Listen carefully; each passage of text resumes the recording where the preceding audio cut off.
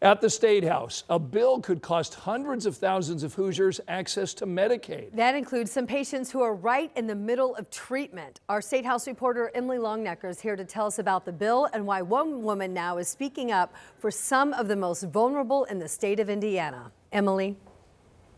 Well, the two biggest items that the state spends money on are education and Medicaid, but Republicans here at the State House say Medicaid can't keep growing the way it has in recent years, and Senate Republicans have a bill, SB 2, to curb that growth, but critics of this bill say it will strip care away from some of the state's most vulnerable. We see miracles every day. Now, Dana Simons has come to the Indiana State House looking for another miracle in the halls here, where some of the state's most powerful people call the shots. Her focus today is on Senate Bill 2. Simons runs a treatment and recovery program in Terre Haute for people struggling with substance abuse disorders. We have areas around us, small farming communities, they're just decimated by drugs.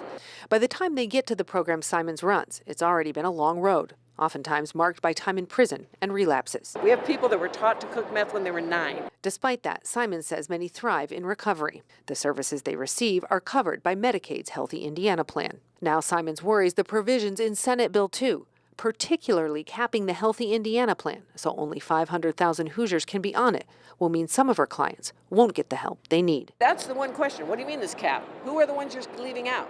It doesn't say anything about who doesn't then qualify. Under the bill, those on HIP would be required to prove they're fulfilling a 20-hour-a-week work requirement. There's an exception for those in recovery programs. But what about when they get out? Requiring them to do the paperwork, to prove that they're volunteering or prove that they're working, or it's just another hurdle that they don't need in their lives. Republican lawmakers have said the recent growth in Medicaid spending is unsustainable, and changes are necessary to preserve the program's longevity for the state's most vulnerable.